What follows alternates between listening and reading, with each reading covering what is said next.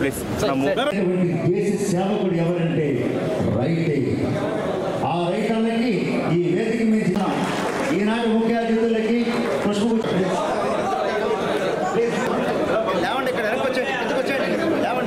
అమృతాంగమయ్య ఈ దివ్య జోడి లక్ష్మీ రాష్ట్రీ రైతు శీతలాం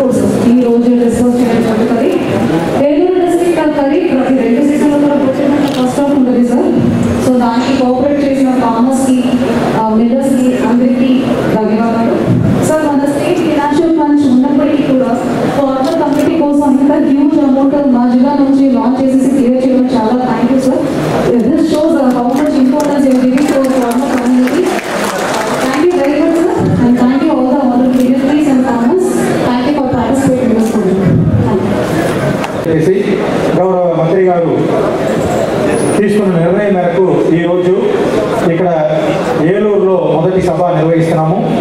ఈ మొదటి సభలో ఏలూరు, వెస్ట్ గోదావరి మరియు బాపట్ల నుంచి 482 కోట్లు 63 లక్షల రూపాయలని గత ప్రభుత్వంలో అందరూ కూడా హృదయపూర్వకంగా నమస్కారాలు. ఇది ఒక చరిత్ర. ఆరుగాలం వ్యవసాయం చేసి, కౌలు వ్యవసాయం చేసి, అప్పులు తెచ్చి ధాన్యం పండిస్తే మన చిన్నప్పటి నుండి కూడా 15 రోజుల్లో ధాన్యం బకాయిలు మిల్లలతో కూడా మనకు వచ్చేటువంటి పరిస్థితిని మనం చూసాం. అలాంటి పరిస్థితుల్లో మీరందరూ కూడా ఈ కూటమిని గెలిపించి మీ ప్రభుత్వాన్ని మీరు ఏర్పాటు చేసుకున్నారు. ఇది మీ ప్రభుత్వం కాబట్టి, మీ మంత్రి కాబట్టి, మీ ముఖ్యమంత్రి కాబట్టి, మీ ఉప ముఖ్యమంత్రి కాబట్టి ఈనాడు ఏ దమ్మున మేము బకాయిలన్నీ కూడా ఒకే రోజు రిలీజ్ చేయడం జరుగుతుంది. మినిస్టర్ గారు ఎంత హార్డ్ అంటే మన ఢిల్లీ వచ్చారు. ఢిల్లీ వస్తే గంట కూడా ఎక్కడికైనా ఫ్రీగా లేకుండా ఢిల్లీలో అపాయింట్మెంట్ పెట్టుకొని అందరినీ కలిసి పని చేయించుకుంటుంటే చూస్తే ఆయన డెడికేషన్, వర్క్ మీద ఉండే డెడికేషన్, ఆయనకు ఉండే ఇంట్రెస్ట్ చూస్తే చాలా ఇన్స్పిరేషన్ అనిపించింది. సార్ చాలా ధన్యవాదాలు సార్. ఇవాళ అలాగే మీరు చూస్తే ఇవాళ మినిస్టర్ గారు కూడా రైతు గురించి బాగా తెలుసు. ఇవాళ ఏలూరులో 80% రైతులు ఉన్నారు. రైతులు వరి రైతులు ఉన్నారు.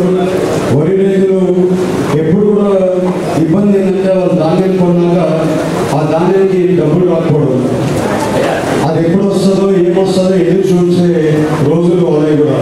ఇవాళ గవర్నమెంట్లో డబ్బులు ఎంత కష్టంగా ఉన్నా కూడా ఇవాళ మినిస్టర్ గారు వెంటబడి 474 కోట్లు మన రాష్ట్రంలో అంతా కూడా వేయడానికి ఇది చేస్తే దాంట్లో ఏలూరు 47 కోట్లు ఏలూరు రైతులకు ఇవ్వడం జరుగుతుంది.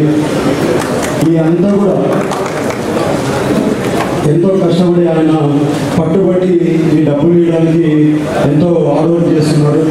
ఇవాళ మీ అందరికీ తెలిపేది ఏంటంటే ఎన్డీఏ కూటమి ఎప్పుడు కూడా రైతు సోదరులందరికీ మనస్ఫూర్తిగా రాష్ట్ర ప్రభుత్వం తరఫున మీకు ముందుగా నమస్కారాలు. నమస్కారాలతో పాటు మిమ్మల్ని నేను కోరేది ప్రభుత్వం తరఫున క్షమించమని కోరుకుంటున్నాను. ఎందుకంటే మీరు పడిన కష్టాలు, పంట పండించడంలో మీరు ఎదుర్కొన్న అనేక సందర్భాల్లో ప్రభుత్వం నుంచి వైఫల్యాన్ని కూడా మీరు చూసి ఆ ఇబ్బందిని తట్టుకొని తరతరాలుగా మీరు మన జిల్లాకి మంచి పేరు వచ్చినట్టు మీరు కష్టపడతానన్నారు.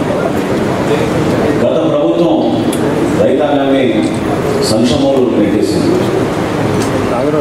ఏ దుస్థితికి తీసుకొచ్చారంటే కష్టపడి పండించుకునే ధాన్యాన్ని అమ్ముకున్నాక చేతికి మాత్రం సొమ్ము చేయలేదు.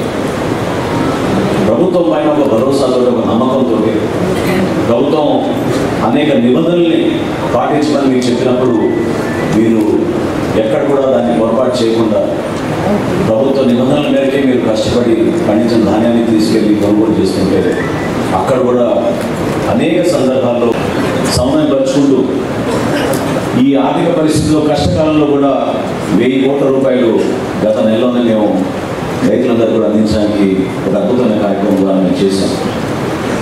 1674 కోట్ల రూపాయల్లో ఈరోజు మిగులు 674 కోట్లు ఒకే రోజున మన రైతాంగానికి అందరికీ ఒక భరోసా కల్పించడానికి కోసం చేస్తున్న కార్యక్రమం ఇది. అందులో మన జిల్లాలో పశ్చిమ గోదావరి జిల్లాలో, ఉమ్మడి పశ్చిమ గోదావరి జిల్లాలో 472 కోట్ల రూపాయలు మనం ఈరోజు రైతులందరికీ వాళ్ళ ఖాతాలో పడేట్టు ఏర్పాటు చేశాం. మీ అందరికీ నేను మాటిస్తున్నాను, రైతులు పడుతున్న కష్టాల గురించి రైతుకు పెద్దపీట వేయాల్సిన బాధ్యత మా అందరిపై ఉంది. రాబోయే రోజుల్లో అదేవిధంగా పరిపాలన కూడా ఖచ్చితంగా 100% పేదవాడి కోసం, రైతు కోసం, ప్రతి ఒక్కరిలో భరోసా కల్పించడం కోసం గౌరవ ముఖ్యమంత్రి గారు చంద్రబాబు నాయుడు గారి నాయకత్వంలో, పవన్ కళ్యాణ్ గారి నాయకత్వంలో మనం ముందుకు తీసుకెళ్తామని మరొకసారి తెలుపుకుంటూ సెలవు తీసుకుంటాం. నమస్కారం. కష్టపడాలని ఇచ్చిన వాటికి